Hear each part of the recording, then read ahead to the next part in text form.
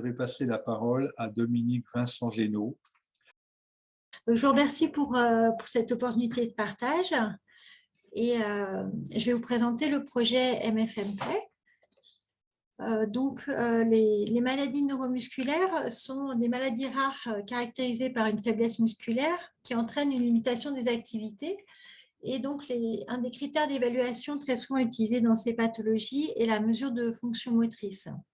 Donc, en pratique clinique, on l'utilise, mais également dans les essais thérapeutiques avec, comme c'était dit ce matin, une multiplication des essais actuellement et des molécules innovantes qui sont en train d'arriver, avec certaines qui ont maintenant déjà l'AMM dans la myotrophie spinale infantile, et puis la thérapie génique également, les essais cliniques qui commencent également qui sont de plus en plus importants dans les dystrophies musculaires de Duchenne. Donc, on est dans cette période où ça explose un petit peu et où, en pédiatrie notamment, on fait de plus en plus de tests moteurs, que ce soit pour les essais ou pour le suivi clinique de ces patients.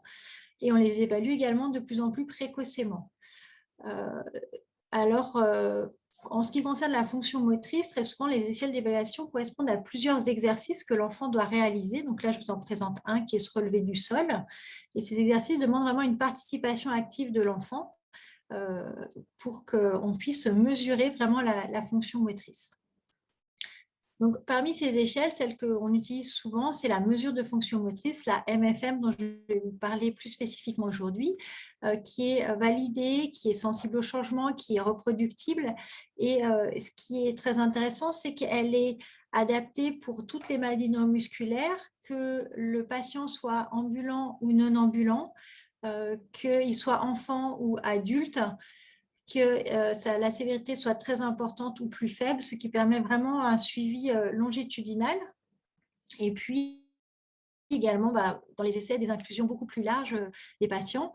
Donc, elle est composée de 32 items, on appelle ça la MFM 32, et pour les plus jeunes, les moins de 6 ans, c'est la MFM 20 qui a été validée plus tard en 2013. Et puis, on a 3 items qu'on a validés tout dernièrement pour les utiliser plutôt sur mode tablette plutôt que sur un mode papier. Donc, ce matin, vous aviez souligné le besoin d'outils qui soient valides, sensibles, fiables. Donc, c'est ce qu'on utilise avec la MFM. Et c'est pour ça qu'elle est utilisée également comme critère de jugement principal dans plusieurs essais thérapeutiques. Ce que je voulais souligner également, c'est qu'elle est traduite dans 14 langues, qu'il y a une base de données également pour recueillir les différentes passations pour pouvoir étudier l'histoire naturelle des pathologies, de certaines pathologies, voilà. Et qu'elle se répartit, comme vous voyez sur le schéma, en 3 domaines. Le domaine D1 qui correspond plus à la station debout et au transfert, le domaine D2 à la motricité axiale et proximale et le domaine D3 à la motricité distale. Donc, c'est la seule échelle quantitative qui est conçue pour suivre la progression dans toutes les maladies neuromusculaires. Alors, je vous donne un exemple. Là, vous avez un jeune patient atteint d'une dystrophie musculaire de Duchenne qui fait l'item 8. Donc, c'est se relever de la position couchée à assis sur un plan. On le voit en difficulté. Il a besoin d'appuyer sur ses bras pour se relever. Et à droite, vous avez la page du manuel qui vous présente exactement la position de départ, la tâche à accomplir, les consignes, les niveaux de cotation. C'est en 4 niveaux de cotation selon une échelle de Likert. Et donc, ce patient aurait une cotation 2 sur cet exercice-là. Donc, le projet MFM Play dont je vous parle aujourd'hui, il est né de cette confrontation entre des évaluations fonctionnelles qu'on connaît bien, mais l'augmentation vraiment des essais sur les enfants et le besoin qu'il y ait une bonne acceptation et participation à ces échelles en pédiatrie. Et on s'est posé la question de comment améliorer cette participation. Et l'idée, c'était de voir comment on pouvait créer une sorte de bulle immersive ludique pour les enfants pendant qu'ils faisaient tous ces tests qui sont très répétés. Et d'où l'idée un petit peu de construire une sorte de serious game à l'aide d'une tablette numérique pour leur raconter une histoire pendant qu'ils faisaient leurs exercices. Donc, l'objectif pour l'enfant, c'est vraiment cette bulle immersive pour améliorer la motivation et le rendre également plus acteur pendant les différents tests qu'il fait. Et puis, on a également un objectif du côté du thérapeute pour pouvoir l'assister pour que les consignes soient vraiment passées de façon très rigoureuse et qu'ils passent moins de temps aussi dans l'animation, surtout pour les tout petits, où il avait moins de temps pour suivre son manuel et beaucoup plus pour essayer d'avoir la participation de l'enfant. Donc, on voulait mixer un petit peu ces deux objectifs. Pour ça, on a donc créé avec l'entreprise Dowino un premier petit projet sur 5 items avec une application pilote. Donc concrètement, c'est un aventurier qui se promène de planète en planète et à chaque fois qu'il arrive sur une planète, il lui arrive une aventure. C'est le début du chapitre et pour pouvoir avancer, il est obligé de réaliser un test pour que l'aventure puisse continuer. Donc là, par exemple, vous avez au milieu de la page que je vous présente, un item qui va être représenté où il faut retourner une balle. Donc, il y a une petite vidéo qui montre à l'enfant comment il doit faire. Et ensuite, l'enfant fait son test. Et ensuite, la cotation peut être donnée. Et la fin de l'histoire, avec le déroulement en fonction de comment le geste a été réalisé, permet d'avancer. Voilà le principe un petit peu de l'application pilote. Nous l'avons développé grâce à un financement du GIRC Aura. Et sur 5 items, on a pris 5 items qui sont assez simples sur des enfants âgés de 6 à 11 ans et on leur a fait passer le jour de leur MFM également les 5 items avec la tablette pour pouvoir comparer les deux, recueillir les cotations avec 2 thérapeutes différents et puis avoir des questionnaires qualitatifs. Alors, comme c'était souligné ce matin, auprès des enfants, on a également une difficulté pour exprimer un point de vue quand même qui est plus limité. Donc, on a également interrogé les parents et puis on a également interrogé les thérapeutes puisque c'est également une application qui est pour accompagner le thérapeute, l'assister pendant la passation. C'était une petite étude prospective sur les 3 centres Grenoble, Saint-Étienne, Lyon pédiatriques.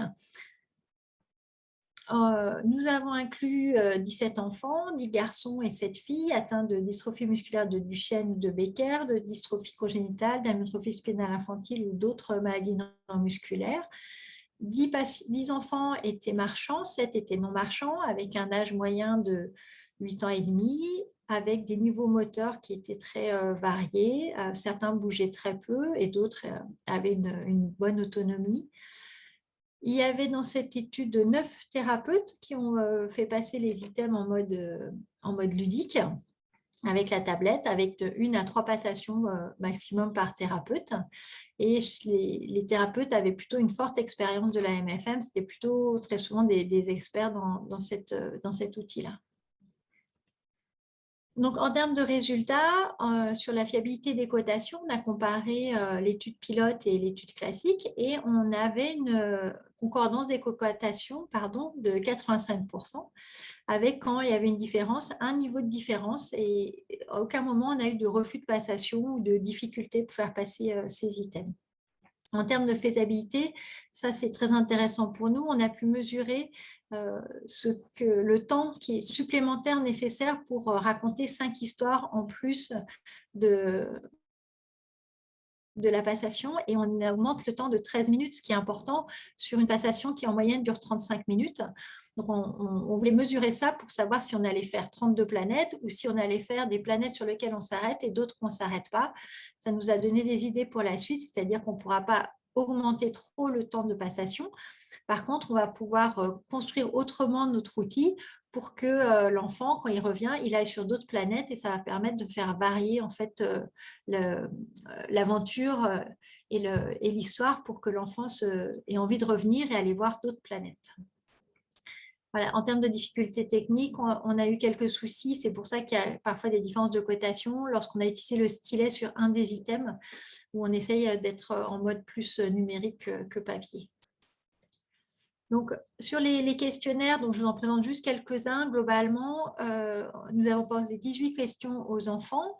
Et lorsque on parle de comparer un petit peu les modes classiques, les modes tablette, ou le fait qu'il n'y ait pas de différence entre les deux, on penche clairement sur pas de différence sous le mode tablette en termes de préférence, même en termes de durée, sur la compréhension des items également et sur leur impression de bien réaliser les items. Lorsqu'on les interroge sur leur satisfaction, sur les fonctions de la tablette, sur est-ce que ça a augmenté ou pas leur motivation, est-ce que ça les a amusés, est-ce qu'ils ont aimé l'histoire et le personnage, pareil, on est vraiment, on penche vraiment la balance du côté le plus élevé en faveur de la tablette, avec parfois également pas de différence observée entre les deux. Ils savaient très bien qu'ils devaient faire des exercices, ils les ont réalisés. Et certains ont dit: «Oh, mais moi, j'aime pas trop ce personnage, j'aurais préféré que ce soit un dinosaure» ou des choses comme ça. Et puis, bah, une note qu'ils ont mis globalement face à leur expérience, qui est assez relative, étant donné l'âge des enfants, mais qui est de 8/10. Nous avons interrogé également les parents. Nous leur avons posé 14 questions. Je vous en ressors juste quelques-unes. Par exemple, dans la question 8, ils devaient préciser lorsqu'ils observaient l'enfant dans la MFM habituelle, comment ça se passe d'habitude quand la MFM est passée avec leur enfant, et puis le comparer au petit test sur les 5 items en mode pilote. Est-ce qu'ils voyaient, ils avaient les mêmes questions? Donc globalement, si on voit les deux extrêmes du schéma, on n'a pas tellement de soucis entre il le vit mal, on est plutôt du penchant il le vit bien. Après, quand on compare, donc en bleu, c'est la MFM en mode classique et en rouge, c'est la MFM en mode histoire, bulle immersive. On note quand même qu'il y a vraiment une observation qu'ils apprécient plus. Il y a plus 8 points d'appréciation. Il y a moins de signes de fatigue, moins de signes de dispersion. Par contre, ce qui est intéressant, c'est cette partie-là où il est moins en interaction avec le thérapeute. Les parents, ils observent moins d'interaction avec le thérapeute. Ils ont moins coché cette case-là parmi la multitude de questions qu'ils avaient. Et là, si on fait la même chose avec les thérapeutes, on leur a posé les mêmes questions, ça confirme ce que disaient les parents. Globalement, la tablette est appréciée, pas spécialement signe de fatigue. Ils observent plus facilement la dispersion, donc ils ont quand même dû avoir un petit peu à les coacher pour ça. Et alors, par contre, le thérapeute, il souligne vraiment sa frustration d'être moins en interaction avec l'enfant. Donc ça, c'était très net et intéressant à avoir. Globalement, je reprends un questionnaire qui était ouvert là pour les parents où on leur demandait l'utilité qu'ils pourraient avoir avec cette application. Donc, c'était un commentaire libre. 12 ont répondu. Et parmi ces 12 réponses, ce qui était vraiment intéressant, c'est qu'on avait 83% de réponses identiques aux objectifs de notre projet. Donc, rendre plus ludique une longue séance liée à la MFM, mieux appréhender l'examen, être plus facile, être plus sous forme de jeu, être plus rigolo, motiver l'enfant qui a besoin de stimulation pour travailler. Voilà. De la même façon, on leur demandait ce qu'ils pouvaient attendre de ce type d'application. Donc, ils n'avaient pas spécialement des parts d'attente, mais quand ils pouvaient l'exprimer, c'était à 63% identique à l'objectif du projet. Et ils voulaient quelque chose de simple, d'attractif, que ça diversifie l'enfant, que ce soit plus agréable, qu'il puisse jouer dans les exercices.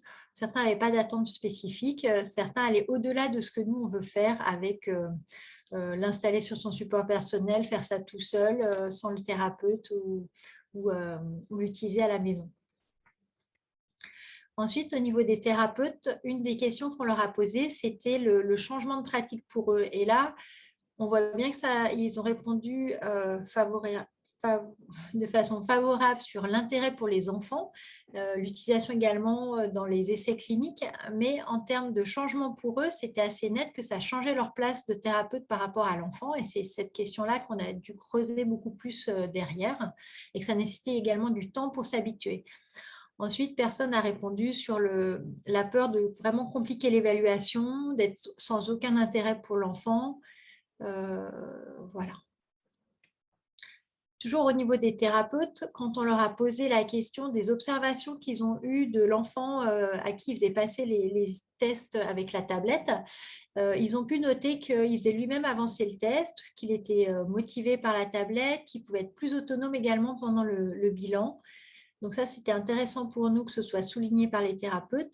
Et complètement en bas à droite, on n'a pas de problème il n'est pas assez concentré à cause de la tablette, il ne m'écoute pas, il veut aller plus vite, a tendance à sauter des étapes. On a une réponse comme ça.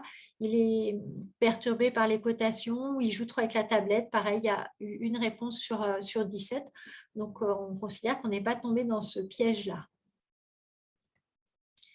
Donc, ce qu'on a ressenti un petit peu de l'étude pilote, c'est qu'au niveau des objectifs de l'enfant, on se situait bien pour les enfants en tout cas de 6 à 11 ans. et que probablement on pouvait également les rendre plus acteurs de leurs soins. Donc ça, on trouvait ça très intéressant.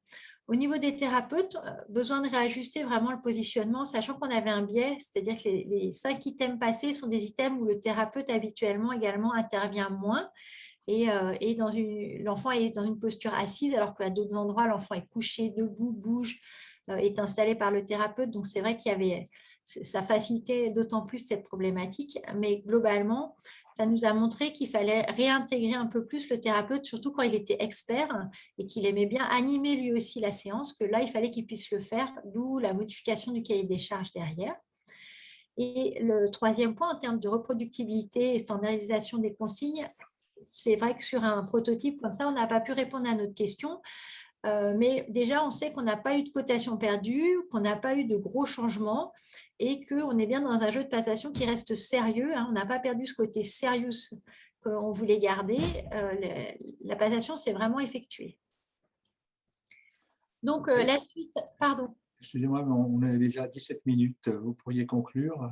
Oui, je vais conclure. Donc, on va développer le projet pilote sur 4 niveaux d'âge et faire une étude de validation. On souligne dans ce projet qu'il est vraiment intéressant de travailler avec les utilisateurs et on l'a fait à travers le pilote, à travers des focus group, à travers des ateliers sur le synopsis. Et puis, qu'il est intéressant aussi de souligner ce changement de paradigme avec le patient qui est beaucoup plus acteur pendant son soin et à qui on lui donne un petit peu plus la main. Voilà, je vous remercie tous pour cette participation.